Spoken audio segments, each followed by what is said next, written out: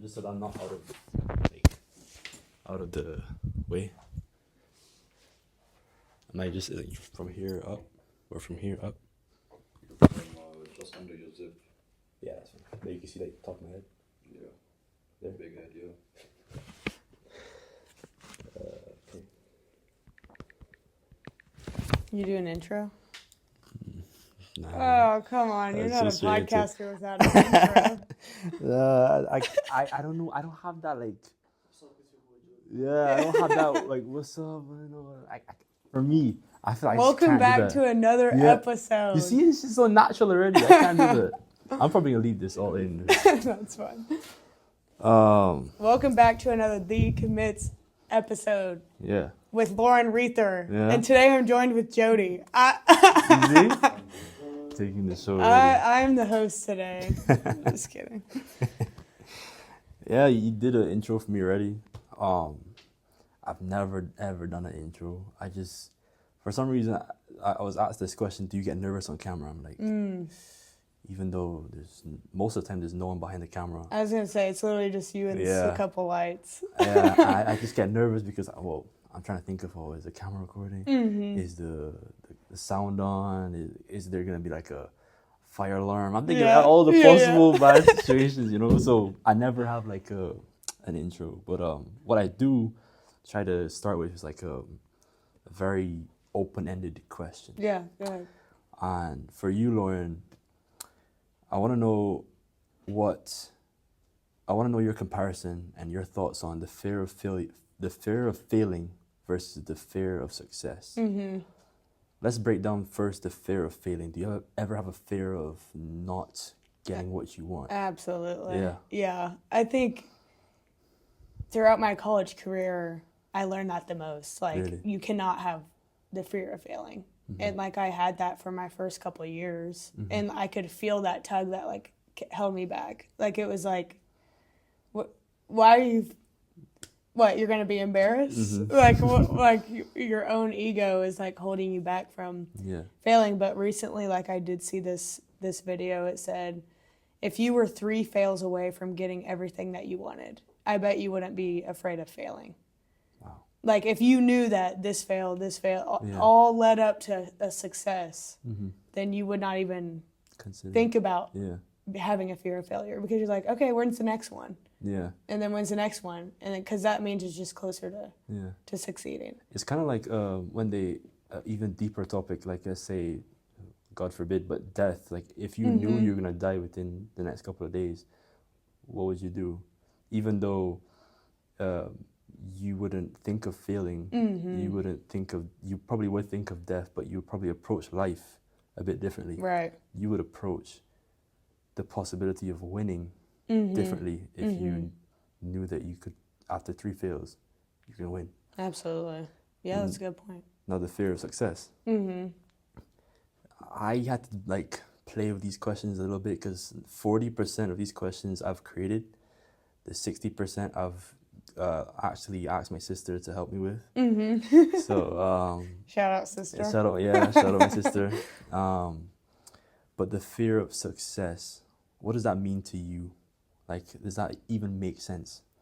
I think it does, because success can look a lot of different ways. Like, it's funny because I just filmed an episode on what success looks like and how different it can look to all different, like everybody, you know, depending on the way you grew up, all of that.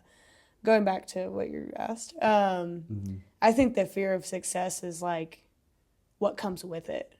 Yeah. You know, like it's all of they say more money, more problems. Like if your success looks like the definition of winning the lottery, that's a lot of problems you're about to gain, as far as like, now you can't really trust those around you, because are they in your life for the right reasons? Like, oh, now you succeed, so like now these people want to hop on the bandwagon, you know? So like now you have to really, it comes with some trust issues sometimes, like that you wouldn't have even thought of before. Yeah. The fear of success, the fear of failure. Which one would you rather experience, the fear of success or the fear of failure? It's a real difficult one. Yeah, that is. I don't know. I feel like I would rather fear failure. Yeah. Failure. Fear failure. Yes. Fear failure. How come? I think if I fear success, then what is going to make me want to succeed? I see now. I see. That's just how I'm thinking about it. That's how I took it. Because with fearing success, you're not even going to want to reach your goals or anything. You're only fearful of what comes with it, the negatives, because there's a lot of positives with success. Right. But with the fearing of failure, you rather fear that so that you were successful. Makes sense? Yeah. That's what you're saying? Yeah. Yeah. That's interesting. But moving past that, or transitioning from that question, I know your name. I didn't know you before this, but I want to know why you do what you do in general. Yeah. Why I do what I do. Yeah. Like, we're talking occupation, we're talking occupation, walking around. I'll give you an example. One of the guests I had, he broke it down for me very, very specifically. He actually helped me a lot with the podcast. Yeah. In terms of like the actual episode. My questions were just a bit all over the place, and he just said, look, I go by 4 P's. I think it was either 4 or 3. Passion, his purpose, not in this order, but passion, purpose, profession, and I forgot the last one. Either it was 3 or 4, but those 3, passion, purpose, and profession. Why do you do, let's start with profession. Why do you do what you do? I would say, like, the main thing that I'm doing right now is like private lessons with the younger kids. Basketball? Yeah. And I think that's the easiest one to point out right now, but I think I do that because I know that I do that because of how much I enjoy teaching, like, kind of some of the stuff that I've learned from 3 or 4 different trainers and putting it all into one and kind of pouring it down, just a little bit. And it's so rewarding when you see kids, when you have parents send videos of kids doing their stuff in the games and like all of that. And so I definitely found that that's definitely a passion of mine as well. Like, it can definitely go in that. But I mean, it's just, I love the game of basketball. Like, I do. And like, I also love doing stuff like this. Like, I love having conversation with people. And I love building new connections and new, relationships with people that, just like yourself, like, are doing a similar passion of what I'm doing in my life right now. But That's cool. Yeah. That also, I'm glad you mentioned those things, because I posted something saying, would you rather, does your identity, something about your identity, I can't remember what I said. I can't even remember my own post, but it's to do with your identity. Is it built on who you are or what you do? What do you think? It's not what you do. It's who you are. I think it's who you are internally. Because no matter what, like, you can do things that are out of character and out of all of that, but that doesn't summarize who you are. Who are you? Really. I'm a daughter. I'm a sister. I'm a friend. I'm a niece. I'm a granddaughter. I'm an old student. Former college athlete. Somebody who strives to be better every day. Yeah. So that's who I am. Out of all those titles, what would you say is the most important one? Child of God. Yeah. I didn't say that before, but that's definitely the most important one. Because you could have said, okay, well, my most important one is a niece. I'm a niece, but like, that's kind of you're showing bias or your family could have been like, oh, but you don't want to be a daughter. You don't like. You prefer like being a daughter, yeah. Nah. I know family can definitely absolutely. tease you for that, but that's who you are, and you told me what you do. Yep. And now, who's the character of Lauryn? Like, from what before getting like research done on you, before coming here and sitting down and speaking with you, I've spoken to some of your teammates, ex-teammates, as well as I guess that you would call them your players because you're GA now. I guess. I don't really like saying that, but I mean, I don't know how else to say it though. Your players, that they would say they say nothing but the best, and as a player and as a person, they really admire you. Definitely spoken to two. I won't mention names. I won't shout y'all out now. Yeah. I'm sorry, but they nothing but the best and everything good. But without me saying more about what they said, what would you hope they would say about you?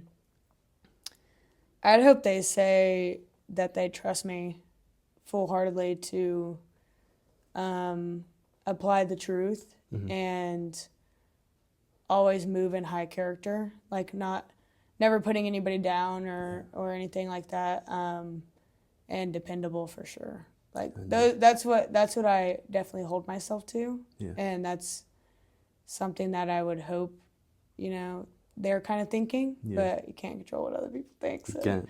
Never know. They've seen me, depending on who you talk to, they've seen me in different roles too. So so it definitely could be interesting. Like I said again, when I was creating these questions, I created part of them, and I asked my sister to help me because I like to get a different perspective on the questions, jog some ideas, see what she's thinking, or whoever is helping with the questions. But saying that, I did, showing you the questions beforehand, I did make a mistake necessarily because I addressed you as though you played last season, but you didn't. Well, the year before you did play, but this past season you didn't. You were a GA. But for the question of this being your off season, I'm gonna change that and be like, well, what is it like not having an off season or an in season? Yeah. What's it like?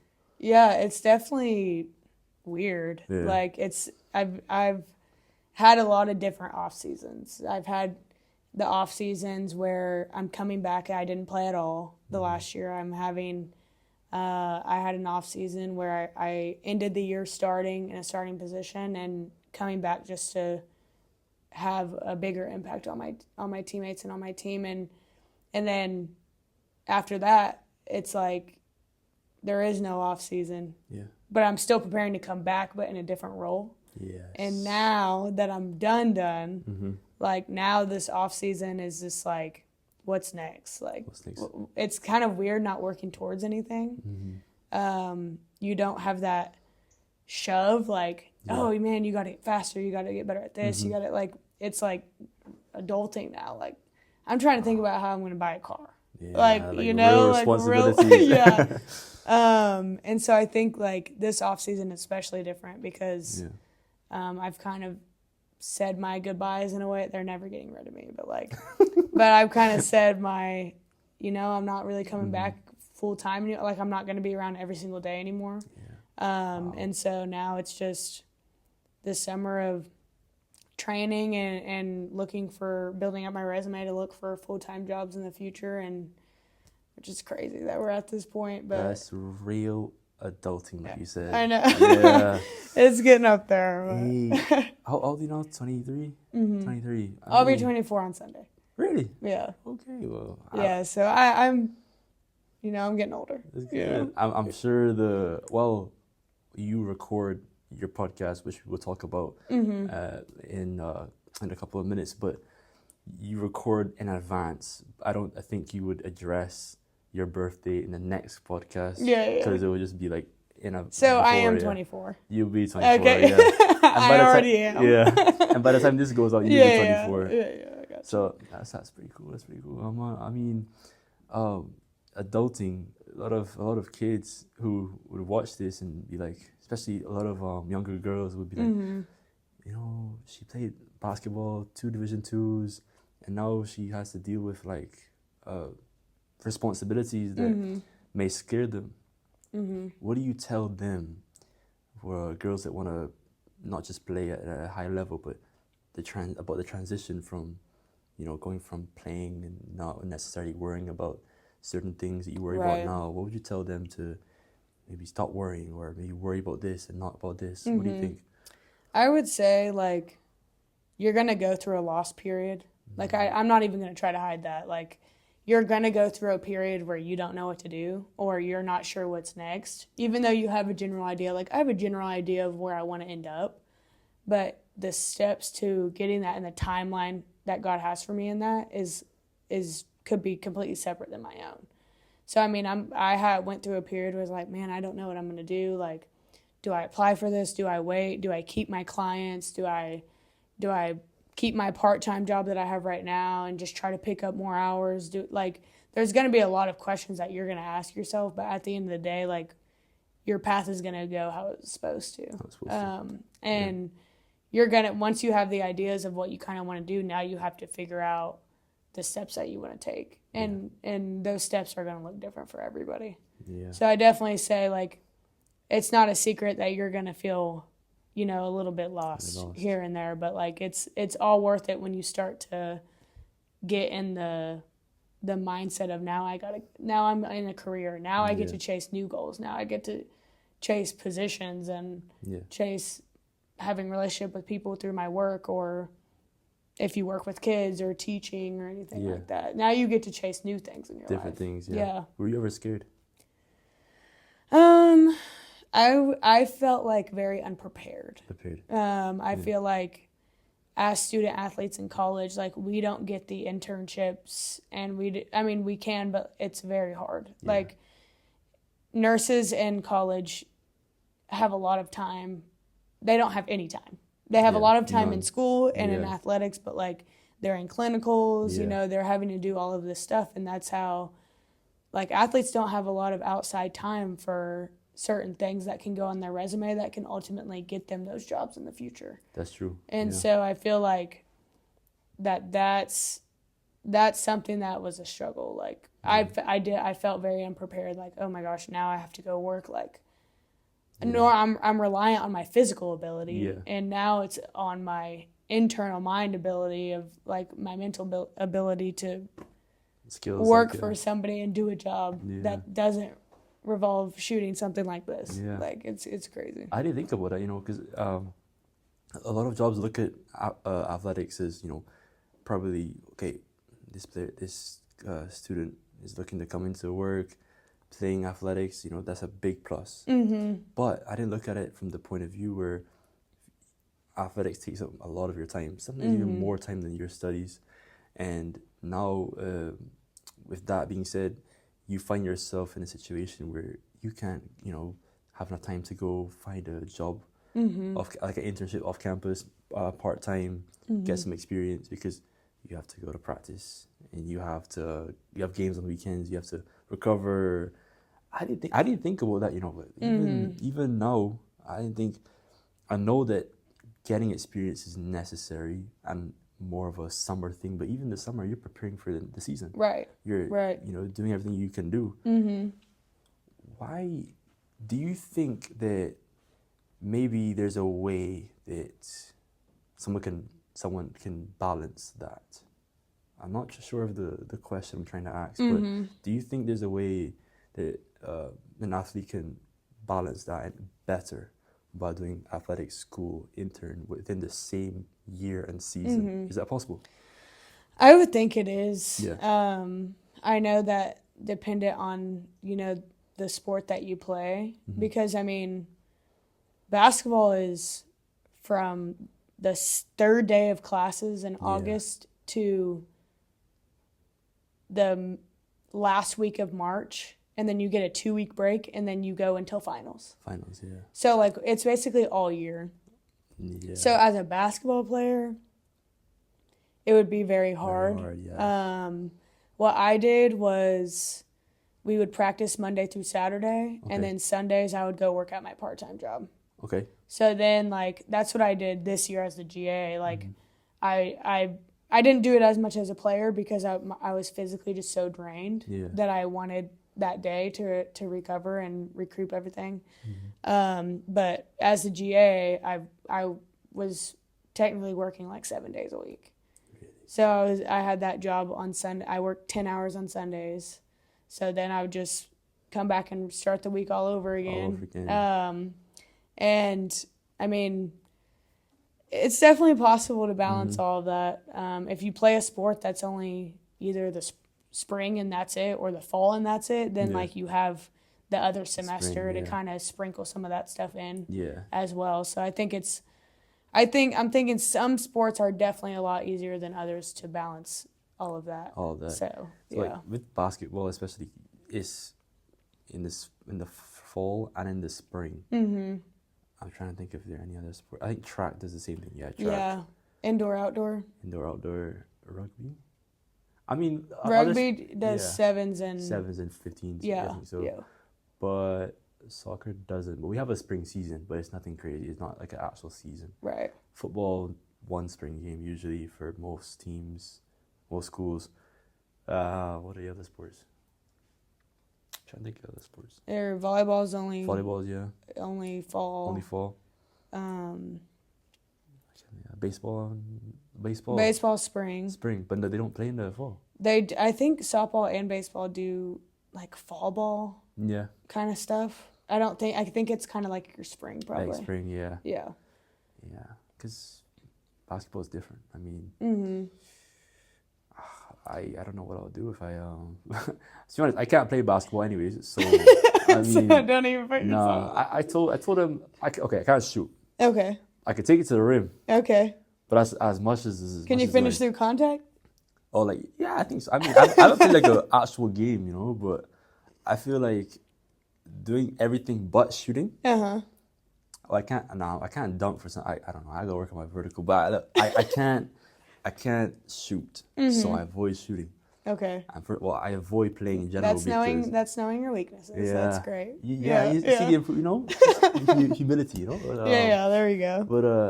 But I avoid playing in general just because if I was playing against like the basketball team, they'll make me look silly, Right. But Right, yeah. yeah. So I just try to play for fun, but I can't imagine playing basketball. You started playing basketball at what age? Second grade, Second grade. however old you are. Is 7, 8. 7 years old. Yeah. Did you play any other sports at the same time? I did. I actually started with soccer. Really? I played soccer for a long time. And before or like even afterwards at the same time? Before basketball. For basketball? Yep. And then I played softball, soccer, and I played tennis in high school. Tennis? Yeah. Like for the 4 years? For my freshman and sophomore year. Freshman, sophomore year? Yeah, I started to get tendonitis in my knees from it, and so I was like, I'm not getting hurt in Yeah. a sport that I'm not even. Seriously? I'm playing for fun, like Yeah. But yeah. basketball was at that point your most serious sport. right. Because Yeah. there's different like seasons for sports. Mm-hmm. Right. So when I got to high school, I took on basketball as like my main sport. High school. Yeah, and then I just did tennis because our basketball coach was the tennis coach. That's what it was. Okay. So a couple of us played tennis, and yeah, Yeah, that I was mean, it. I played soccer since like I don't know, kindergarten all the way through 8th grade, Is that your first sport? and then Really? I played softball through 8th grade, Mm-hmm. and then when I got to high school, Tennis and then basketball. Mm-hmm. But why soccer first?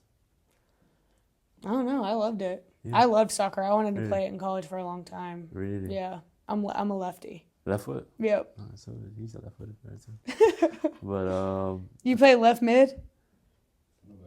Center back. Oh, okay. I Yeah, got you. he's left center, but he's tall, so Yeah. you know what I mean. Yeah, But soccer. This is not the first time I've heard a basketball player play Mhm. soccer before, Yeah. and I've also asked them. 3 of them actually. Has it helped you with basketball? Do you think so? I think it did. Yeah, when I played it for sure, Yeah. because the footwork, Mm-hmm. just having quick feet. Yeah. I did like soccer because I could actually stride out, like running. Oh, like a longer. Yeah, like I could actually pick up some speed. Full speed, yeah. But like basketball, it's like you pick up speed and then you Yeah, got to you turn slow back down. around. Yeah. like it's like Mhm. smaller court Definitely. compared to the field, but it's End to end. Mm-hmm. Because I was saying to them, like, you probably don't get up to full speed never, in basketball ever. never. And the transition is always quick. Like there's similarities with football, soccer, and basketball, but the transition is a bit quicker. So the possession, so you lose possession quite a lot easier than in soccer at a higher level. But you played soccer, played basketball, played tennis, softball. If I took out basketball from those sports, and you said soccer, if I took out soccer now, so just left with tennis and softball, which sport would you have wanted to continue between those two? Play softball. Softball? Yeah. Well, I mean, if pickleball was a thing back then, you know? It was? No. It wasn't? I said if it was, then... And pickleball? I would have picked that up for sure. Yeah, you're playing it now? Yeah, I love fun? pickleball. Yeah. Oh man, the emergence of pickleball and paddle. I'm like, oh, it's so cool. I've seen courts all over now. It's insane. Yeah, it's crazy. Like, what do you think about that? Like, it's a fun game. You can, anyone can play it. Do you think it could get to a level where it's like competing with at like a high level of sport? I think it's gonna be an NCAA sport. Really? Yeah. I didn't even think about that. I think in the next, give it another 3 years. But that's the thing though. Like, imagine the sport that you like. Okay, we're just playing for fun with friends. Becomes so competitive. I know. And you have players that have like special rackets and like, and so special service. Yeah. Like serves that spin and stuff. Yeah, that's the thing. What do you think about sports where you just want to keep it fun rather than competitive? Yeah. Think about those sports. Yeah. I think all the best ones become competitive though. Yeah. Because it's just, you just want it. Yeah. Like you just. There's a lot of room for it. A lot of room to like to different variations of the sport. Like tennis has like 4 different variations of it. Soccer can be played pretty much anywhere. Yeah. So definitely those type of sports will do better than others. But to keep, maybe it will become an NCAA sport. And I think there's already a professional league for it, if I'm not mistaken. Yeah, I'll probably. have to check. A lot of people are investing in it. Very, especially the paddle with the one with the wall. Like you hit it off the wall. Yeah, I know what you're talking about. I think that looks fun. I never played it before. Called? I think it's just called paddle. Sash. Paddle. Like when you hit the. Is it racquetball? It's not racquetball. It's like in a cage, a glass cage. No, not squash, but like it's still pickleball, but you hit it off the wall too. It's like glass. Paddle. It's not squash, bro, because there's one wall. Hey, look it up for us, would you? Yeah, look it up. You know what I mean? But he doesn't care as much as we do. But Putnam City High School. That's racquetball. That's what you call it. Nice. Okay, thank you. That was quick. That was good. But Putnam City High School. That was where it all started. Basketball. I have here 2-time first team all conference. Do you remember these? Do you remember these awards? Yeah. Average more than 20 points a game. It's crazy. I had to look this up. Vipe. Top 100. Top 100. Yeah. Yep. 2017, 2018. It's actually a sports magazine. That's tough. That's really good. But one of the awards that really stood out to me, I had to do more research about it. The Irvine Paris Award for Putnam City High School female athlete who exemplifies citizenship or good citizenship, character, scholarship, and athletic ability. Would you say that's like something that you're really proud of, that award in particular? Yeah, I think it definitely surprised me a little bit. Really? Like when I got it, just because I went to a big high school, Yeah, given anybody. But yeah, I think that's definitely, I mean, at the time for sure, like I poured a lot into my high school. Like I loved my high school, and I did feel like I was like, me? Yeah. Like no way. I was like, okay. Well, like I don't think you have this in your notes, but I didn't get to play my senior year because I tore my ACL. So your ACL. So I got that award like 4 or 5 months after I tore my ACL. So like I didn't get to play. Like I averaged 20 points a game my junior year, and then my senior year didn't get to play at all. When did you tear the ACL? October. October. So that was right before the season. Mm-hmm. What'd you do? It was our first scrimmage of the year.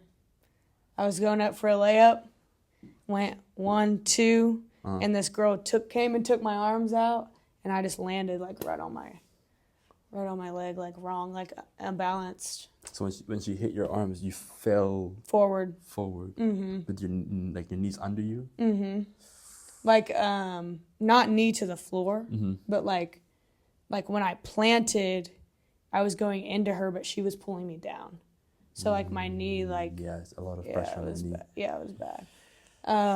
So yeah, I mean, it was when I got that award, I was in a like very vulnerable, like kind of sad spot because it kind of rejuvenated me a little bit because like it gave me a sense of like worth without basketball a little bit, just because in high school you don't know any different than you know, you're not truly finding your identity outside of the sport until you realize you get to college that you have to. Like, you know, you can't be so consumed in it. And I felt like everybody around me in my high school was great. Like, I had great relationships with teachers, with some of my teachers watch our podcast. Yeah? Yeah. And so, and then like students and just some people that were in my class. So like when I got it, it was definitely something that was in the heart that got a little pulled just a little bit. I was like, all right. Oh man, that's cool. Yeah. But you tearing your ACL, did you know it was your ACL straight away or no? I had a good idea with the pain. Yeah. My doctor and the athletic trainer that checked it immediately both said it wasn't until the MRI came back and they said it was. Yeah. They just did like the hand check that it wasn't. Yeah, the little. You know. Because did you say when they did this, you said, okay, I don't feel it, or did you say, oh yeah, I feel it? When they did like the, I don't know, they did the push inside outside. Well, they just check your ligaments by like moving it. You know, so it's not anything I would feel. Yeah. Like they said it wasn't my ACL. Like the guy literally said, you should be playing in like 3 days. 3 days. Yeah, I was out for 10 months. So that's definitely not funny, but like. No, yeah. Oh yeah, but 3 days. Oh yeah, and I'm back there. Then you wake up tomorrow, like, well, I can't walk. Next day, oh, I still can't walk. Get an MRI and like, oh yeah, it's torn. Is it fully torn? I believe so. Yeah. I mean, it was either fully torn or there was barely anything. But the crazy thing is, so the Vibe magazine. So the first year was my sophomore year. I was on it, and then that year, or I guess my junior year, but. My senior year, the photo shoot for the magazine was the day after I tore my ACL.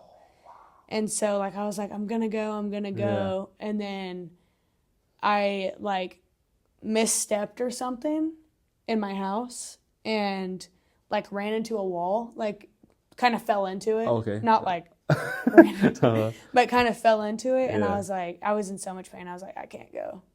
And I was, bawling. I was like, this is terrible. No. But yeah, because I was gonna go represent my team with all the best basketball players in the state. Yeah, so it was just it sucked. Yeah. But yeah, especially because it was cool to do it the first time I got to do it because I was on the cover.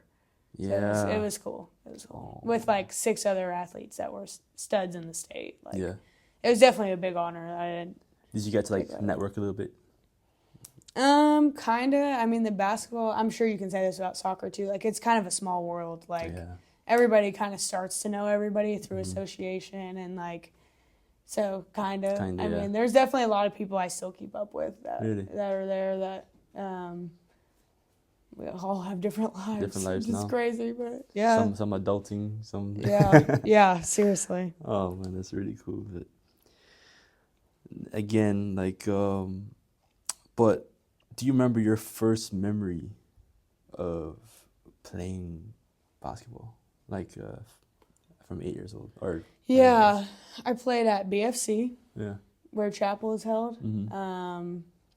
I guess in the building across the street from it technically, but it's connected. I played in the church league there, and it was when like all the defenders had to stay in the lane, like they couldn't come out of the lane. They can't come out. Yeah, and everyone has to do like this. Right. And I just remember being in that with all boys. Like all boys. There was like 2 girls on each team or something. Really? And my coach always jokes around because he says like that I was the first pick. They did like a draft of kids, and like I was the first pick, and I was a girl, so like people were surprised. But yeah, that's always really fun to think about. Just it was really fun because you make a shot, you know, and everybody's like, oh my God, no, like, yeah. Do I even say this? I mean, I helped out with just the refereeing of. Yes, I helped out with the refereeing of BFC. Yeah. Because just doing the scoreboard, and parents get really involved, and it's like it's a good game, you know. Like some of the games are good. You have some good players. You have some kids that don't look like they're 5 or 6, but they're massive. Absolutely. And everyone stays within the paint and they don't move, but so everyone's just like shooting. There's some that take it to the rim, but it's like, oh, it's cool. And everyone goes like crazy. But they are now. You said at the time there was 2 girls on average every team. Yeah. Now when I was watching, there's a lot more. There's a lot really? More girls. Yeah, there's a lot more than what you were saying. So I was like, oh, it's like for me. I'm thinking back to where I'm from, and with football, soccer. It's called football where you're from. I got you. I'm getting back used to this thing. But when we played, there was probably, if there were one, there's probably like no girls on our team. And if there was one, they would be like either exceptional or forced to play. Yeah. And I watched this like throughout my entire life playing soccer. And I looked at it as like, you know what? I didn't think too much about it because I'm just playing like as a kid. But then when I got older, I'm like, you know, why are there not as many girls playing? Like, I know a lot of in my naive juvenile mind. I'm like, I know a lot of girls, so why they're not playing? That's what I'm thinking. That's what I'm saying. And then I was like, oh, why don't y'all just come play with us? Some of them wanted to, but the other part of it was, well, we got to a stage where the difference in physicality was more evident. Absolutely. So it became a point where, okay, they're going to play, but it's going to be a very big disadvantage. So I realized, okay, well, why didn't we allow them to play earlier? Or why didn't we encourage them more to play earlier? And this is the situation we're in now, because what I was in, no girls are playing because they couldn't play with the boys because the boys became a bit more physical and a bit bigger. And with soccer, that's a big advantage, especially as a kid. But I'm now 21. I'm like, look, I look at sports back home where I'm from. I'm like, look, women's soccer, women's whatever it is improving, especially soccer. But I want to see more girls in soccer, especially. For you, there are I'm hoping a lot of little girls listening.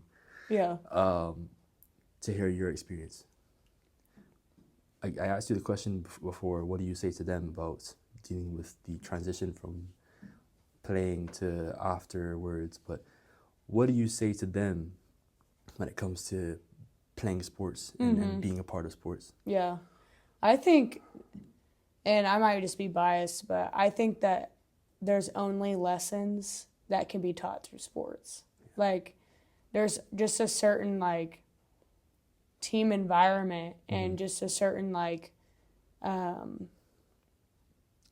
accountability, dependability, adaptability. All of that comes from sports. And, like, it takes everything. Like, it takes physicality. It takes, like, growing up being the only girl on a boys team. Like, that's how it was for me on a machine pitch team that I was on too. Like, it's fun because, like, it challenges yourself in ways that only certain people would understand. Yes. And I think, like, I don't know, like, my main message would be just go out and try anything. Like, keep your body moving. It keeps you healthy, but you're having fun. Like, it keeps you meeting new people. Like, some people play sports for the socializing of it. Like, I'm not against that, but, I mean, it does get to a point where those people start to trickle out, and you're like, okay, who really wants to compete? But I agree with you. I want to see more girls in all sports. Like, and I think, like, this generation and how everything's going right now, all those doors are wide open. Definitely. You know, like, there was more female athletes than male athletes at the Olympics. Yes, I saw that, yeah. Yeah, so, like, it's just, I mean, you think about that, it's like all these women are now seeing these opportunities and these kind of challenges and taking them head on. Yeah. Just like a lot of young boys are too. Like they see Steph Curry and they see LeBron James and Messi and Neymar and like all of them, and they want to do that too. So like I also think watching it is really important. Watching this sport. Yeah, watching it. I think that's underrated, honestly. Yeah. I think I mean, I used to lay in my room all the time and watch when I was younger and watch, highlights of Russell Westbrook and Kevin Durant and all of them, and then I met like Skylar Diggins one time at a WNBA game and watched all her stuff and like all of that. So you grow like a sense of passion, but also relatability. Like you're like, oh yeah, like I can do that. Like this is another woman that grew up or plays in Oklahoma. Like if I'm in Oklahoma, I can do that too. You know, like when you're younger, you think that way. So I would say just get out and try anything. Like try it. Yeah, at one point I was on 3 teams at one time. Basketball teams or like different sports. Yeah, like if you're blessed enough with the parents that'll get you there, then cool. I say try anything that you can, for sure. It's a great message. But now let's transition into something a bit more recent with you continuing your basketball year. What was the main focus for you as an upperclassman in high school? Because senior year, you're going to look to moving into college and talking to coaches and going on visits and seeing what's out there for me. What was that whole process like in your last year of high school, moving on to college? Yeah, a lot of that process for me was my junior year. That summer between my junior year and senior year was kind of was my big recruiting time. So, like, I was committed to Fort Hays in October. And then the next week is when I tore my ACL. So I was committed before my senior year. Oh, really? So I was committed October my senior year. So we were in school for like 2 months. And then made the decision, committed, and then tore my ACL the next week. So I was lucky because I definitely had a place before I got hurt. Yeah. That's 2019. Yeah, 2018 is when I got hurt. Tore the ACL. And then graduated 2019. 2019. Yep. But you signed before you got hurt? Or you signed after you got hurt? I signed after I got hurt, but I committed before I got hurt. You committed before you got hurt? Did you tell them you got hurt? Obviously, you did. Yeah, I called my coach. I was nervous. Yeah. At first I wasn't, but some people were like, oh, you might get your scholarship pulled. Like I'm sitting here like, are you serious? In a way, like you're like actually considering it, or you're scared? No, in that way I was like, oh, that doesn't happen. Like, and then I started thinking about it. I was like, oh my gosh, that might be right. I called my coach. I was really nervous, and I was like, hey, I tore my ACL. He was like, well, have surgery, rehab, and I'll see you in August. And I was like, all right then, see you then. Like, that's how I was hoping it was going to go, but I was like, a big weight lifted off after I told them. Yeah. For sure. Was the energy like just like, the energy he gave you, was it more of like these things happen? Or absolutely. Yeah. You could tell it wasn't his first rodeo. Like, every coach has to You know, Experience that, yeah. that stuff happens everywhere. Yeah.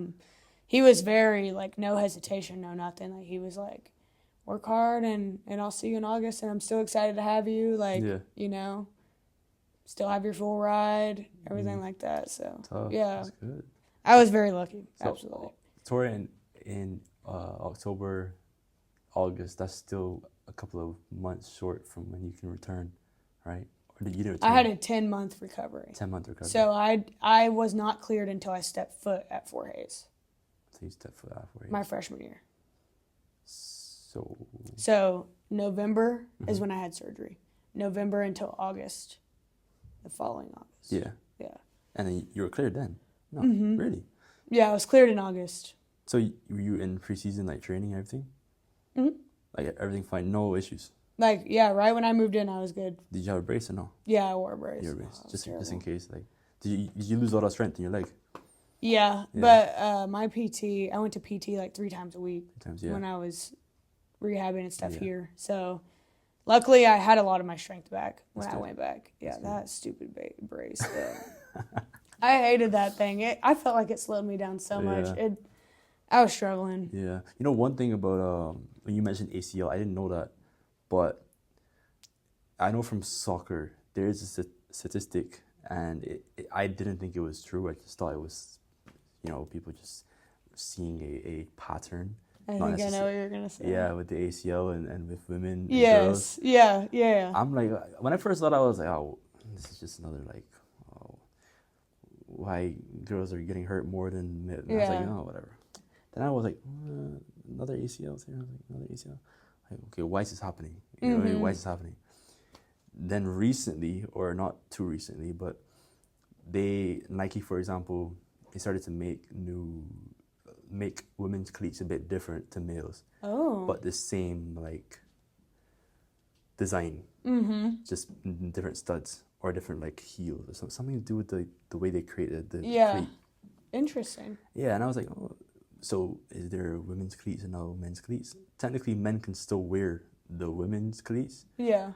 But is it unisex? Or? I think so. They kind of brand them towards women, especially with the colors. But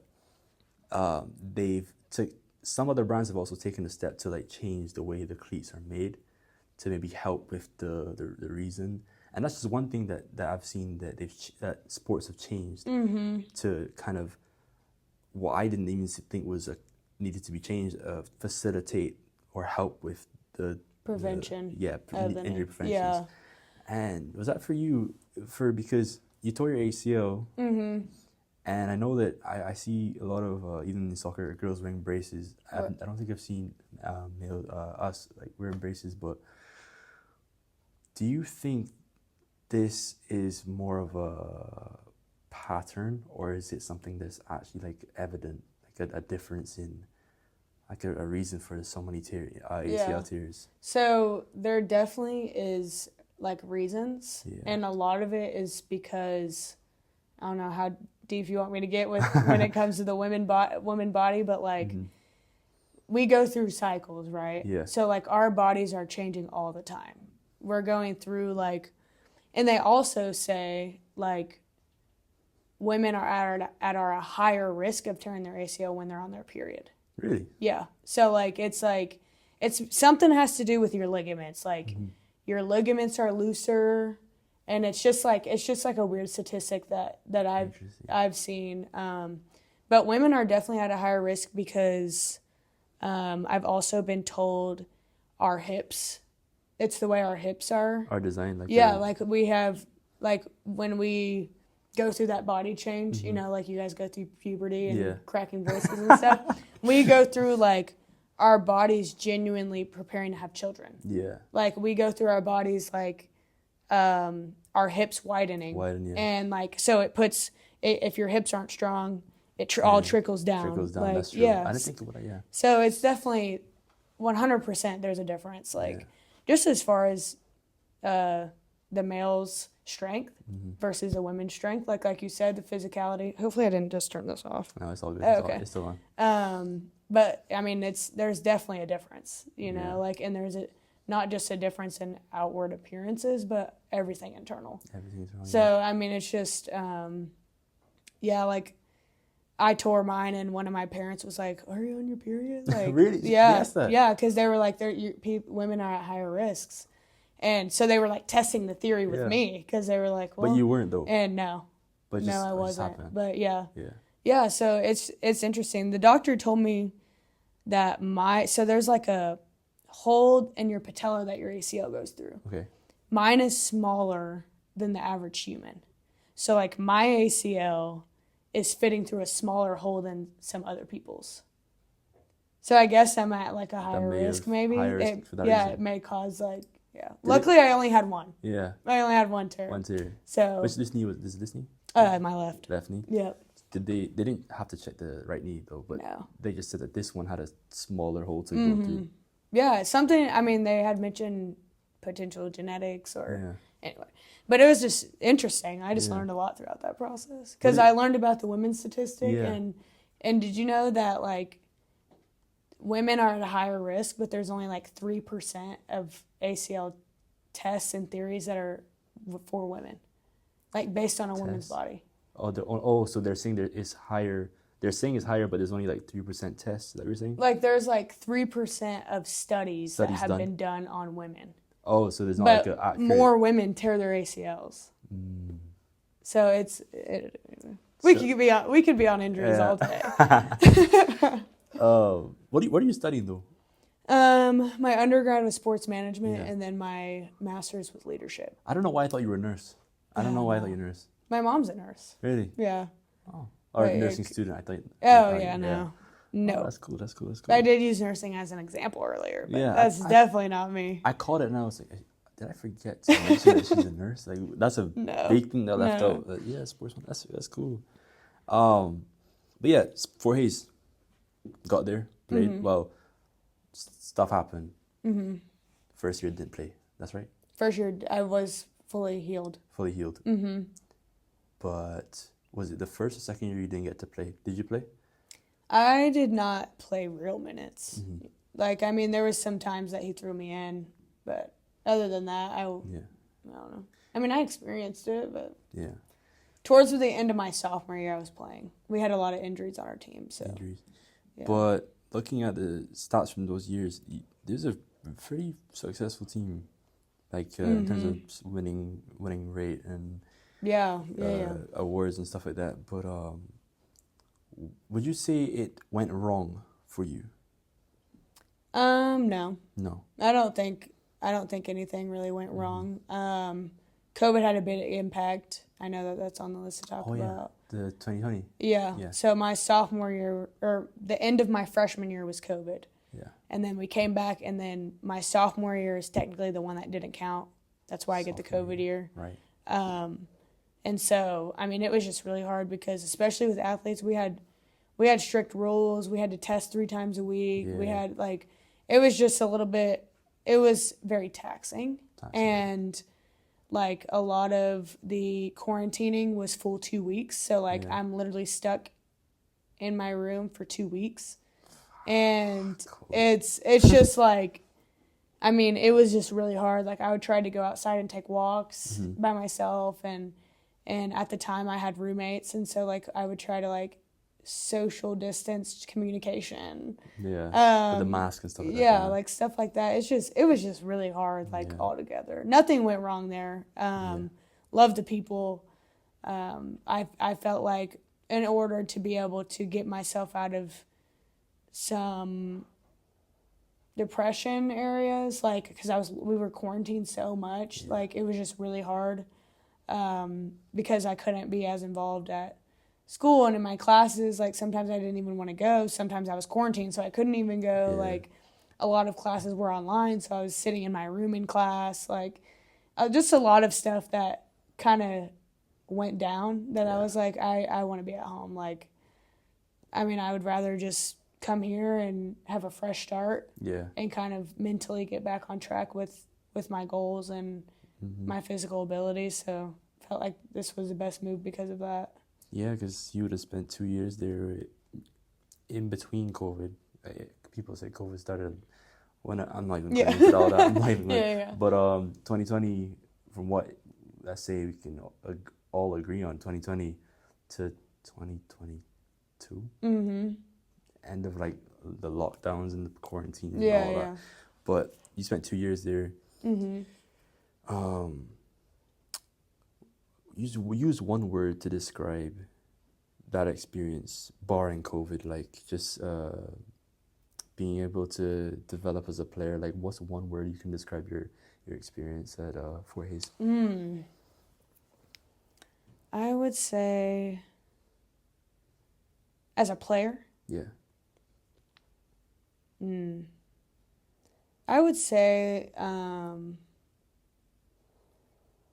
confusing at times. I felt like in high school I was a point guard. Yeah. We had a really, really good point guard. So I was playing alongside of her sometimes, like when I did get to play. Mm-hmm. So my mind, you could say, let's just not confusing. I would say more adaptability. Being able to be adaptable to a position I haven't played before. Yeah. Because I'm used to being a point guard and bringing up the ball. And there I had to be adaptable wherever I was thrown in at. Yeah. And wherever they saw me. And I also being the best teammate from the sideline at times, too. Which is something in high school I never had to do. So I'm really glad I had that experience because it ultimately made me a better person. Because I wanted to be the best teammate I could be, and I saw the importance of every single person on the team for success, not just the people who play. Yeah. Like, everybody in that locker room is a part of the success. So, yeah. Did you know that straight away? Did that adaptability, not talent, but your understanding of being adaptable, did that come to you right away, or did you have to? No, I definitely learned it. I definitely had to adapt to being adaptable. I would say, like, it really took me like a year. Really? Honestly, it took me a solid semester for sure. And it just, took a lot. Yeah, it took a lot of self-searching. Like, just like who do I want to be? Like now I'm on my own in a different state, and now I have to be more adultish. Like, I have to look out for myself. I have to, do that. And I feel like it took a lot of the people around me. Like, I love everybody I hung out with there, like, helped me a lot. Like, they reassured me all the time. They made me feel seen. They made me feel comfortable. They made me love card game nights till 2 a.m. Like, just stuff like that, that is fun. That when you get into the real world, you can't always do that. So college life, you don't always live in a big hotel with all your friends, That was fun. Yeah. yeah. Hotel, that's a good way to describe it, Yeah. It's like the Sweet Life. You ever seen the Sweet Life on deck? You have the ship and everyone's there, all your friends. Yeah. Like, even here, like you go to think about it. You go to class, but your bed is like right over there. Right. You walk. Yeah, you walk to your bed. Yeah, that's funny. That's funny to think about. But why did you transfer? I think I said some of it already, but yeah, the biggest part was I really wanted to get back on track. I think that's the biggest thing. Like, I didn't feel like mentally I was going to be able to get back on track there just because COVID and falling into some patterns that sometimes you just have to change your environment. Yeah. And that's what I needed to do, and I ended up here, so. That's good. Yeah. We'll talk about here after we do the quick fire questions. Okay. And these are good because I created some of them, but not all of them. All right. Fort Hayes crowd or SNU crowd, who brought more energy?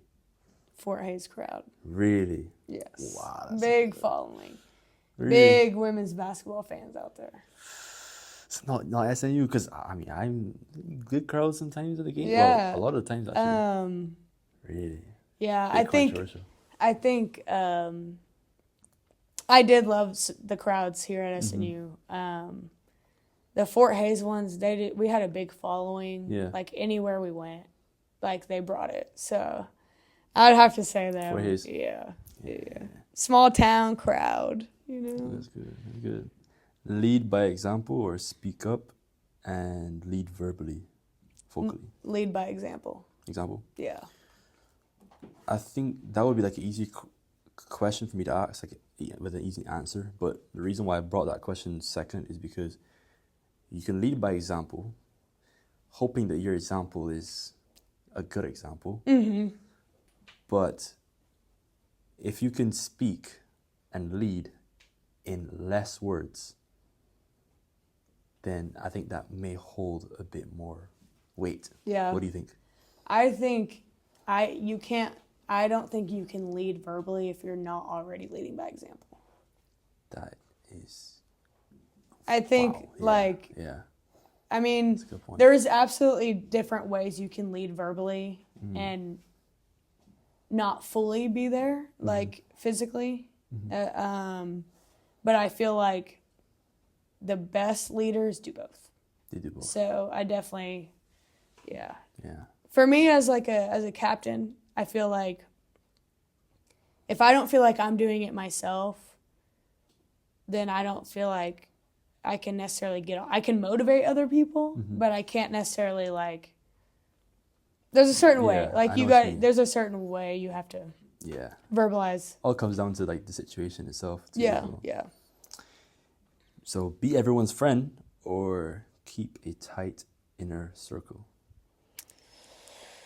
I'd say keep a tight inner circle. Yeah.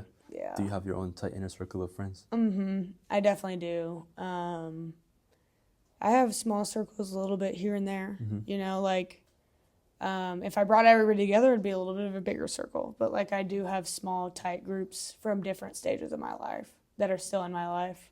Awesome. I have found myself trying to be friends with everybody, but I just don't feel like it's realistic sometimes. That's tough. Yeah. It's just going to mentally bring you down a little bit if if you're trying to please everybody. Trying to please everyone. Yeah. Can't please everyone. No. I think I told my mom that as well.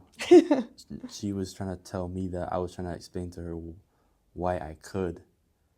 And then she not saying that she's always right sarcastically, she is always right. Yeah. She is always right. You know? So Absolutely. Yeah, she is.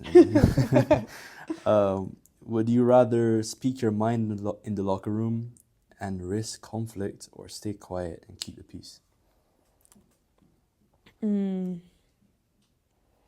Gosh, I hate to be this person, but I still think it depends on what it is. Depends on what it is. I know. Yeah.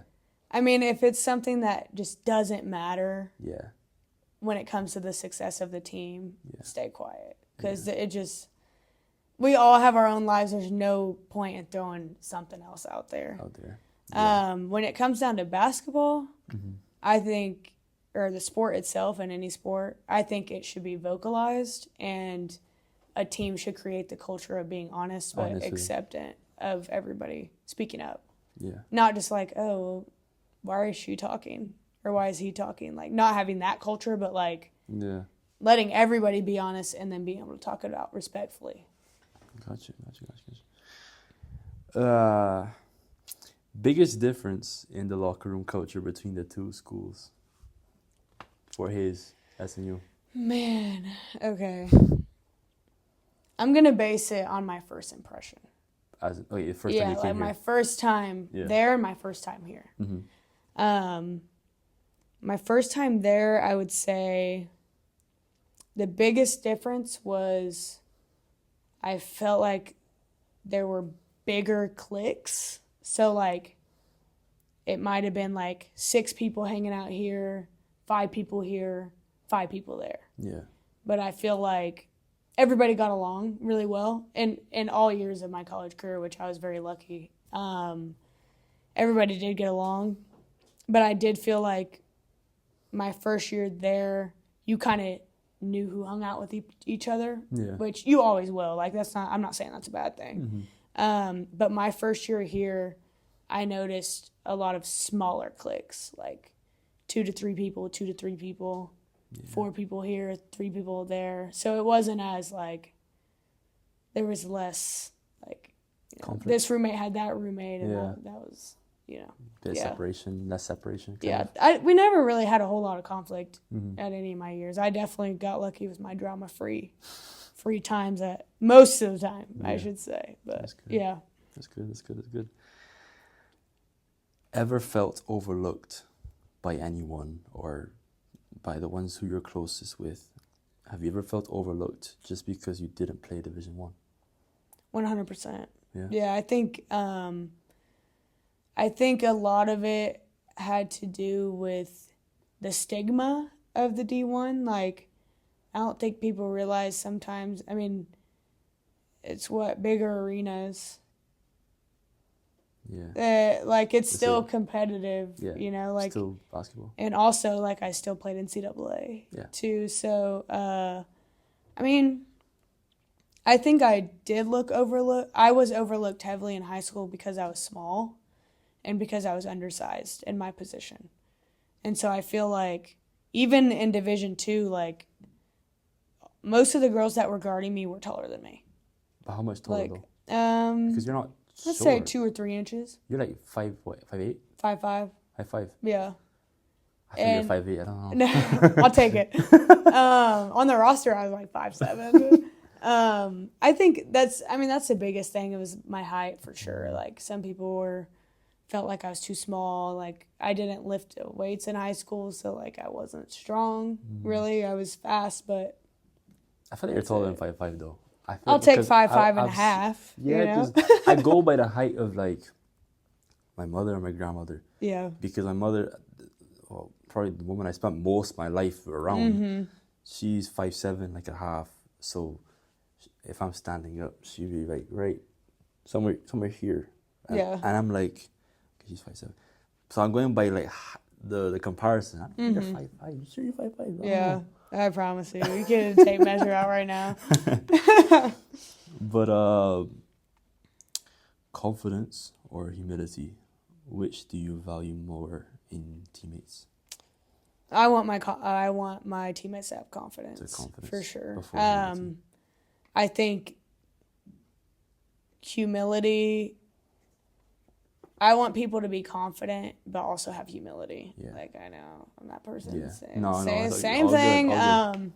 But yeah, I do. I want my teammates to be confident for sure. Yeah. Yeah. Would you rather be remembered as the best player or the best? Actually, no, I'm gonna change that question. Would you rather be remembered as the best player or the best person? Person. Best person. Yeah. No, let me change it because I'm not gonna be a player forever, that's the thing. but I'll be a person forever. So I'm gonna change this. All I'm right. gonna change this one. Would you rather be known as the best player or the best person? However, let's say the player that you become is the best WNBA player. Mm-hmm. You're able to support your family. You've won many titles. Like, compete at the highest level. Highest level. Okay.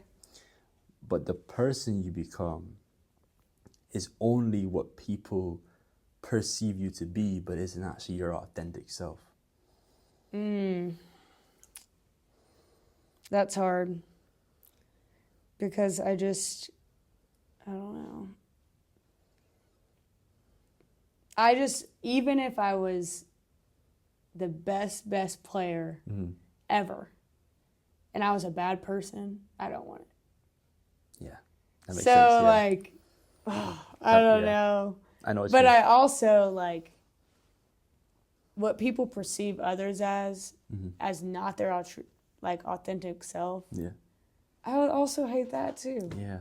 Because you want to be able to be your authentic self Right. and be liked. Right. Rather than what they see that may not necessarily be your authentic self. Like, they don't know me then. They don't know you at all. Yeah. Even your family, they don't know you. Yeah. So maybe... I don't know. That's I fair. guess I might as well be successful. I don't know. And be the worst person. Yeah. Oh, gosh, No, couldn't. I'm with you on that one. I'd rather be the best person, even if it's not my true authentic self. Yeah. Yeah. Me too. And, Yeah. whatever the player is, whatever. But what's the biggest lie told to student athletes during recruitment? This is GA hat now. This is like you flipped off student athlete my hat. gosh. This is GA hat. The biggest lie. I didn't have a whole lot to do with recruiting though, which makes it hard. I think I can answer this better as a player. As a player, I feel like. okay. If any coach promises something, Mm-hmm. just don't. Don't. Just don't. Promises, like, but say, Like I anything, promise you. I like- promise you. Man, I promise you, you're gonna come in and you're gonna be the starter. Like, Yeah. because anything can happen. Like, Anything, yeah. you just never know. Even the coach never knows, like, Yeah. who could present themselves where, like, just don't promise anything. I didn't have anything promised to me, but, like, I know where some people can be like, oh, but he, she. I'm just like, or did he really, though? I don't know. Like, I just be true, like, authentic, like, Yeah. please, just be honest. Or like for the player's point of view, understand that promises are never finite and they're never definite. Right. Yeah. Like, I can't. My recruiting process was great, but it was stressful at the same time because people want you so bad to keep their job. Yeah. So they're going to do whatever they can to Whatever keep it their takes. job. Yeah. Like, Oh, yeah. if you coming in and sitting the bench means they keep their job because they're winning, like, obviously that's what they're going to do. That's their job is to win. Yeah. But, like, if they're, anyway, Don't even. I don't know. Like, I don't know. I didn't feel like anybody really promised me something, but, like, I've talked to players that, you know, the coach, I don't feel like went the right way. Because I just be honest. Like, if I'm coming in as a walk-on, like, am I going to play or no? Do you think I actually have a chance to step foot on the court, field, whatever you call it? Like, Most likely not, yeah.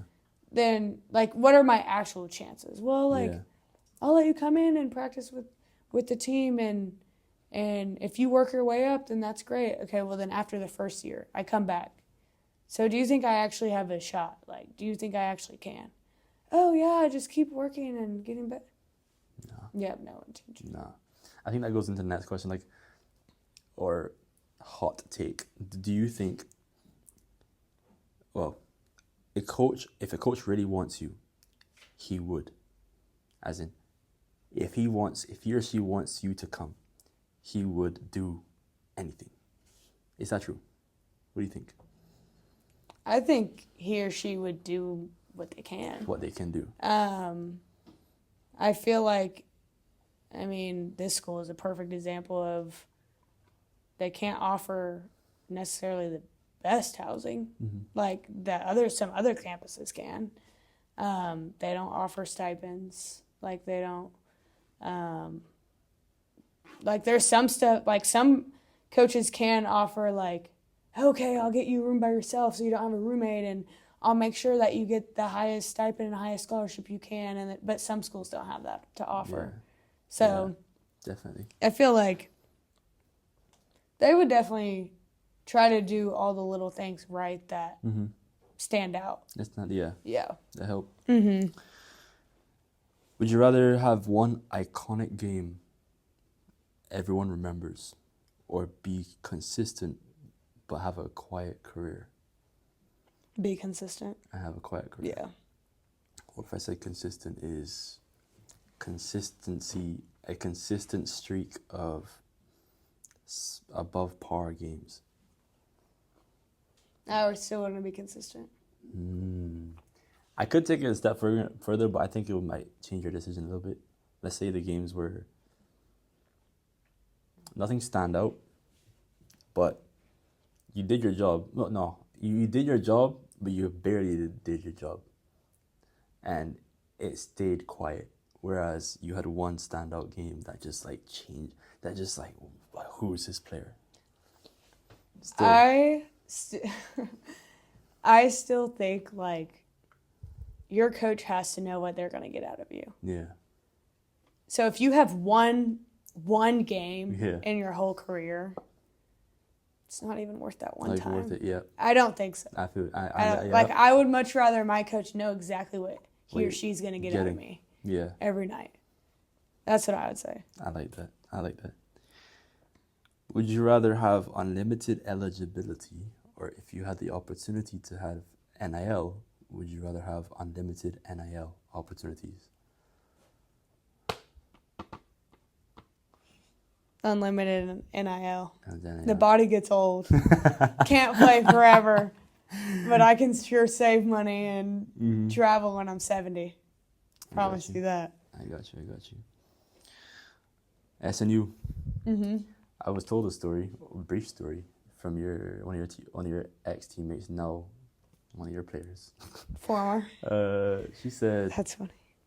She said the story of Lauryn coming to SNU was, you just told coach I'm coming here. Is that true? No. What happened? Why did she tell me a lie? Why did she tell me a lie? That's definitely not the full story.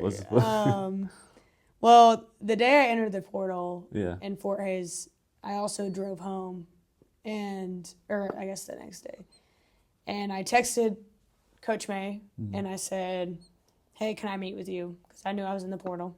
I already had his number, and he was like, "Yeah, come in my office this time, whatever." So I went up. I said, "Hey, I'm in the portal. I'm interested in coming here. Like, I would love to come here." Both of my parents went here. Yeah. And so I was like, "I'd love to come here. Am I something I could?" I basically had to like pitch myself to him. Yeah. Like, I was like, "This is what I did at Fort Hays. Like, blah blah blah. This is what I want to do. I'm really excited. Like, I want a fresh start." I was honest with how my mental health was when I was at Fort Hays, all of that. And he was like, "All right." He was like, "Well, I'm not really looking for a point guard right now." And at the time, the assistant coach knew who I was. She coached against me in high school. And so, like, I was like, "All right." And then he was like, "But that doesn't mean, like, I wouldn't take one." And I was like, "Okay." And so then he was like, "Let me see what I can do, and then I'll get back to you." I was like, "Okay." So then I come back, I think maybe a week. Not even a week. Probably a few days. 3 or 4 days. He's like, "Hey, I want you to come play with it, or scrimmage with the team." So I did that, came back, did that, and then... How did that go? And then for me, it wasn't that good. No. But I had fun doing it. Like, and got along with the girls, like, all of that. I was out of shape because I didn't play that much at Fort Hays, and like I was in my period of the NCAA break, and so I was taking my break, and so then he pulled me in again. He said, "Hey, I have to see what I can do scholarship wise, but I'll let you know." And I was like, "Okay." So this was like, I want to say like a week and a half process. Like, I was just sitting, and I was really set on coming here. Like, I wanted, like, if he would have said, "Okay, I'll this is your scholarship," I would have taken it and been like, "Okay." So then I was like, "Okay, I can't put all my eggs in one basket." He's not getting back to me right away, like, which is fine. I know it's a process. So I start reaching out to the other D2s in Oklahoma. Okay. And I go on a visit to two other schools. Yeah, you don't have to say where they are. Okay. Yeah. 2 other schools, D2 schools in the same conference. And was emailing back and forth with one of them, texting back and forth with the other one. And then Coach May finally brought me back in and said, "This is what I can offer you." And I said, I want it. I'm coming. Yeah. That sums all of it up. Yeah. But yeah, definitely was not a, "I want to come here, take me." It was I had to sell it was basically like a business pitch. Yeah. I think that's what she was trying to say. I just worded it wrong. No, that's okay. About it, yeah. Yeah. But, I mean, I wouldn't be surprised if I was like, I kind of just walked in his office and hoped that he would take me, which is true. But it was a long process. Yeah. Other than that. Were you happy at that time that everything seemed to go, like, not everything, but it went your way? Yeah. Were you happy? Absolutely. Yeah, I think all I really needed was an opportunity, and all I really needed was to come here. And some people from my high school came to school here, and some people, like, all my friends are here from high school, so I was able to see them. Yeah. And so I think I was definitely happy because I was glad that I knew where I was going to go to school next. Yeah. Yeah.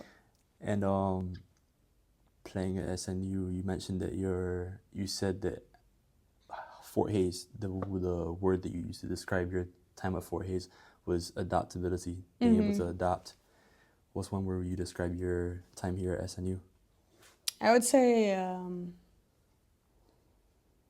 embracing. Embracing it. Yeah, I think every year I was here, I embraced a new role, and I had to take on a role that made me uncomfortable sometimes, and I wasn't used to. And then it created the GA opportunity, which I hope I embraced that to my fullest. Yeah, I would definitely say that. Embracing my time at home, building new relationships, and having those to this day, for sure. So Definitely. You're excited for now that you've transitioned from a player to a GA. In other words, you played for your coach, now you work for your coach. Yeah. I basically worked for him while playing. While so, playing, yeah. Just in a different capacity, different jersey. Now you just switched out the tank top. What do you call it in basketball? Is it It's a jersey. just a jersey? Yeah. For the polo? Yeah. That's the transition for you. Crazy, Yeah. Crazy. Absolutely. But in that season, you did win GAC championship twice, or it once, when you were there? Back to back as a player. Back there. The rings. Saying. Nice. Saying. Glistening. Now I got after this year I got 4 of them. Oh yeah. Yeah. Or 3 of them. 3. Sorry, I messed up. 4. 4. 4. For here. I got 2 as a player, 1 as a GA. Yeah. And then I got 1 my sophomore year at Fort Hayes. At Fort Hayes, yeah. Yeah, that's 4. That's 4 fingers. Hey. Same. Yeah. Yeah. Oh, the biggest transition was definitely having, like, coaching my teammates. Coaching them. Yeah. Who you just played with. Right. I came in with some people that I was coaching. Yeah. Did that... And it just feels weird awkward. to say still. Yeah. I mean, it wasn't too bad. Like, I think since I was a captain, my super senior year, like, it helped in a way because I tried to have really good relationships with everybody, and I was still a voice. So now I was just a voice that wasn't on the court. Yeah. Did they accept you right away because of that? They did better than I thought. Really? Which I'm really grateful for. I feel like they made the transition really easy on me because, you know, I knew my boundaries. And at first, like, I was like a little bit lost. I was like, oh gosh, like, what should I shouldn't do? I can't hang out with them off the court, you know, like, and so like that stuff, I lived at home all my years here. So like, I still went home every day. Yeah. You know, like, it was the same stuff, same type of conversations in certain settings. Yeah. But, yeah, they definitely made it easy on me, which I'm grateful for. So That's good. And was one thing you thought you understood as a player that coaching completely changed? Oh, man, that's a good question. I thought I understood as a player. I feel like as a player, I tried to guess what the coaches were saying behind closed doors. Like, I think this is the biggest thing. As a player, you're obviously wrapped up in your own head, right? You know this. So, like, you mess up one day, you're like, oh, coach thinks this and this and this about me. Yeah. But, like, as a coach, I realized we didn't talk about that at all. Like, it was like, we obviously didn't focus on one player. Like, we didn't all go home being like, oh, man, that person was terrible today. She's not going to play. Like, none of us went home even thinking that. Like we had coach conversations about certain moments and certain things, but we didn't go home thinking about that stuff. Yeah. You know, we go home and I hang out with my mom and my dog and Yeah. brother and all that. Like, we're not drowning in it. Yeah. You know, like, as a player, you're like you can't sleep because you're like, Yeah. oh my gosh, I messed up so bad. Like, I had this one turnover and just, we can't think about that. Do you think the head coach wants you to let players know that as well, that they don't necessarily think about those things? Like, I think our coach told us that. Like, he was like, you know, like, when I go home, I have kids and a wife. Like, we're not going, like, when I leave here, I'm clocked out. You know, like, mentally, I go home, I watch sports on TV. Like, I'm not just, you know, like, I take my break too, like, from thinking about that. So when you guys are on the court, clock in, but when you're off the court, like, go to class in peace. Yeah. Like, go eat with your friends at the caf and have fun. And when you clock back in, like, you're focused on that. You don't have to overthink everything. the separation. Yeah, for sure. Separation. I think, but have you ever disagreed with, like, a coaching decision? And, like, how do you, like, handle that? Yeah. I mean, I have, but, Yeah. like, that's only because you feel like you see everything, but you absolutely don't. You don't, Like, the yeah. coach is the one that's seeing everything from the outside and making a decision on a bunch of players, not a player, like, how do I word this? Like, an individual on the inside trying to make it from the inside, I guess. Like, it's just unfair Unfair to like, to think I would have done something different as a coach because I'm not in that position. Yeah. You know, like, as a player. Yeah. So, I mean, and the coach can't please everybody either, whether or not we agree with them or not. Yeah, definitely. But, I mean, I have not necessarily agreed with everything, but I also trust the person I'm playing for. So, like, I have to trust that their reason was great for why they did, you know, something that they did. Definitely. Yeah. I agree with that as well. Just to be able to, you know, you learn from the coaches and the assistants and everyone around you, and you pick up, because even everyone in that arena has an opinion. Right. The coaches makes the decision. So regardless of whether the decision is wrong or not, it's not just you who's disagreeing or agreeing. So being able to see that right away, I like that. I admire that as well, because you know, it's sports. Yeah. Probably the most opinionated thing on this earth. Absolutely. You know? Yeah. And speaking on that, before I transition into speaking on what you do now, which I also find very interesting, very admirable. But we spoke right before this, and sports, you took the step to try to play after college before becoming a GA. Yeah. Let's walk through that. Let's walk through that a little bit, because I found that very cool that you took that step, and although it didn't work out in your favor, but what was all that like? Let's talk about that. It was definitely interesting because I had never, like, it's almost like a job opportunity that comes out of left field that you were like, oh wait, like, you guys want to hire me? Like, it was crazy at first because I still view myself as somebody trying to prove something, like a smaller guard trying to prove that she can still play college basketball. Like, and so at a time, there was a coach in Australia that was watching me from one of my teammates at the time who knew him and played for him back home, because it's so different there. Like, anyway, they grow up in the organization. Really? Like, it's like from here up. Like, they play in the organization their whole life. Yeah.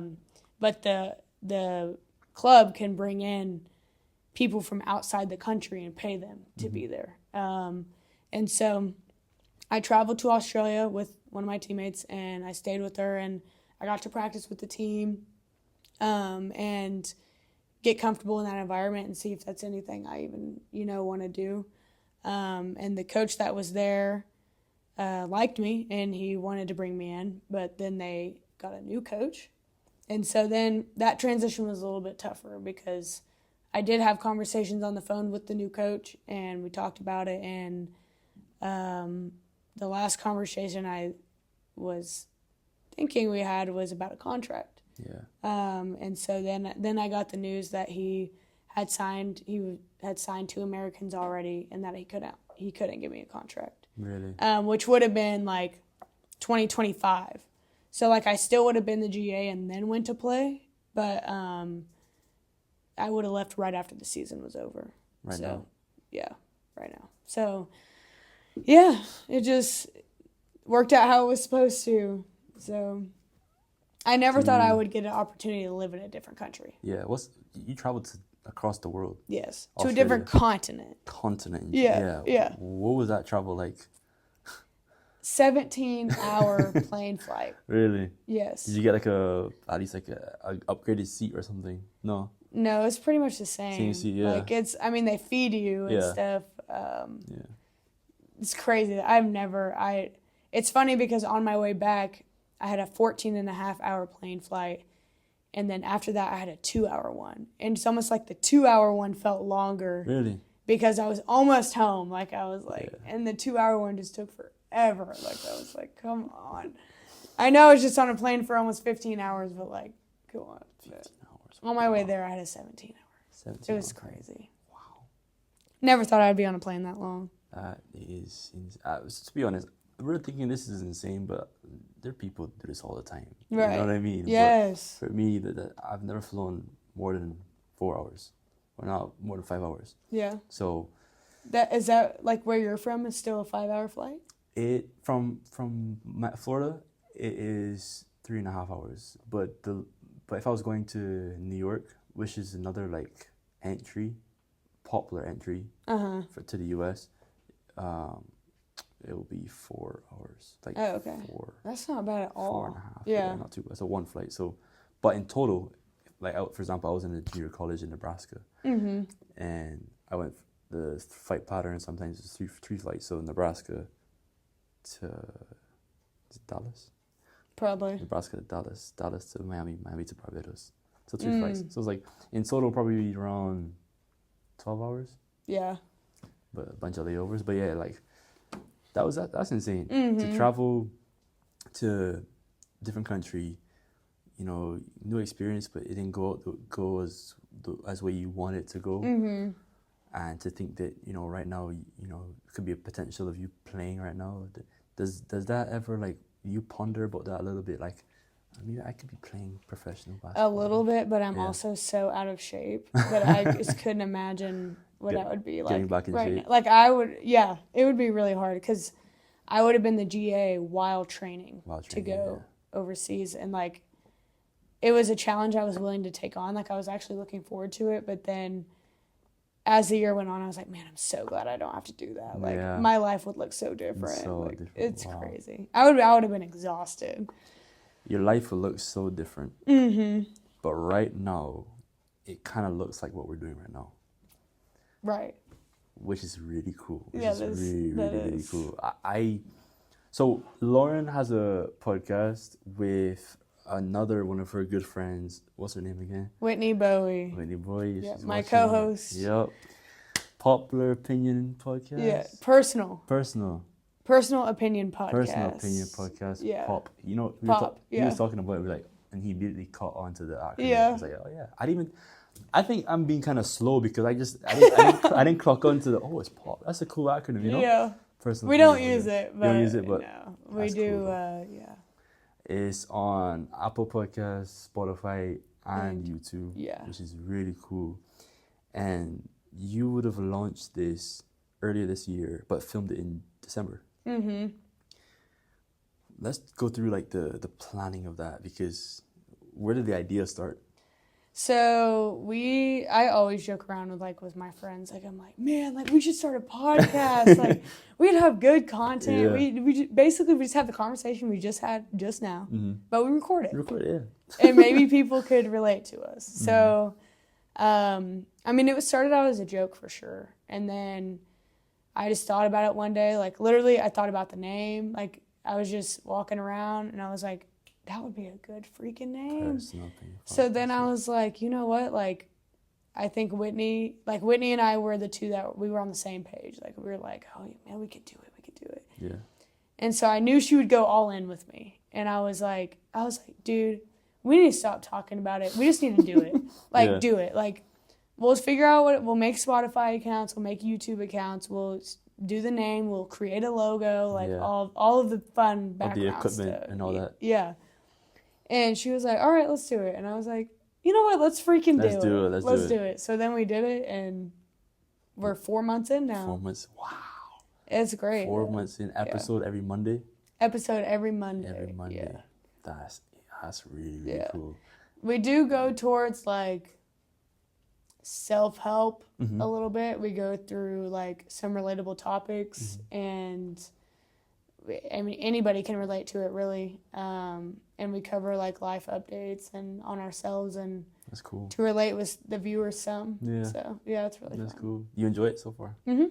Yeah. You join yours? Ah, man, I'm enjoying it. It's a lot of details in between. Absolutely, a lot of yeah. headaches, but it's a good headache, Hey, this takes a lot of time, people. Especially with the research this guy did. Yeah. He really cares about this podcast because man. he really dove deeper into. He looked at my whole life, really, I guess and so. he was spot on. So I guess so. there you go. It takes a lot of time. So if you ever see this guy, say, "I'm proud of you, man. Like Thank you. you're doing your thing." All right. Well, one of the things you said in one of your podcasts, I can't remember which one it was. You said, no, actually on the first episode, you were like, you know what? You said to your co-host, this podcast, we want it to be part of our life, something like that. You want this podcast to be part of our life for the future, along those same lines. Yeah. And I was like, you know what? Something so simplistic that you said. I'm like, that it resonates with me. Like, you're having fun with talking about things that you would talk about with her off camera, on camera, to an audience that you want to impact, that you want to get to. That's really cool. What is the direction and what's next for the podcast for you? Like on a larger scale. Yeah. I think we have so many ideas. Yeah.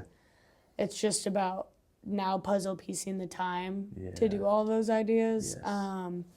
We do want to start adding some bonus episodes with Okay. like potentially even just doing like me and you. Yeah. And then like Whitney picks somebody else and does one episode with just her and that person. Oh, and that's like cool, yeah. kind of having like a specialty episode Yeah. like with maybe just a person that I know that she Mm-hmm. may not know.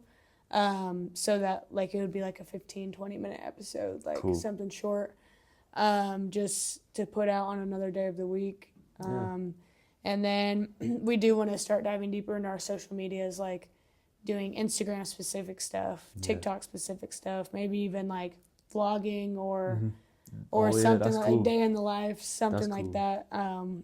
But we have a lot of ideas now. It's up to us to Up to us, implement yeah. it for sure. Hey, well, you're having fun with it though. Absolutely, yeah. That's not- Yeah, I just yeah. having fun with it. I mean, do what you love, you know. And this is a really cool space for you just to speak and Right. get to an audience. And like I said, just have fun with it. But for you, what's next for Lauryn? Personal. What's she doing next? Let's see. So this summer, I'm just keeping my part-time job. I work at the Cole Community Center. Sit at the desk. I train there too, private trainings, individuals and groups and Already. stuff like that. That's cool. And then, let's see. I'll be an assistant coach at a high school in October. Wow, Yeah. that's I won't name drop that. Oh yeah, I got you. Cool. But yeah, I'll be there, and then after that season, I'll probably get a full-time job. Yeah. Yeah, That's cool. Somewhere. Adulting. Yeah, trying to stay young as long as I can right now, honestly. No, so. I got you. Yeah. Got you.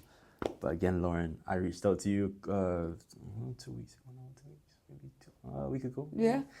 I said, I love to have on a podcast. I see what you're doing with your podcast. I want you to get you behind the camera and share your experience. Maybe some things that you've said already on yours. Yeah. And maybe a different perspective with the questions that I had for you. that I partially created. Mm-hmm. Thank you. Yeah, I got Thank you. you, Yeah, yeah. Gabby. But yeah, Lauren, thank you Absolutely. so much. Absolutely. Thank you for Yeah. having me. This guy's going somewhere, I'm telling you. Okay? I just got to see it before it gets too big. No, you know, no, don't forget about me when you're, no, you know, don't forget about me. having the big time guests, you know, like. No, come on now. Look, this I don't know when this will go up, but it will go up very, very soon. But again, I'm excited. Yeah, me too. Thanks for having me. Thank you. Hey, this was another episode of the Commits podcast with Jody and Lauren. He doesn't have an outro either, I guess. So, no outro. Absolutely not. What do you know? What episode number this is, or this will be? I'm gonna guess like 13. No, yeah, no. You don't number your 12. episodes? I'm just guessing it's 12. You don't number. No, no. Whatever episode number this is, whenever this gets released, tune in. Yeah. This was the Commits live from Jody and Lauren. I'm gonna use that outro for every video now, man. All right, the Commits with Jody.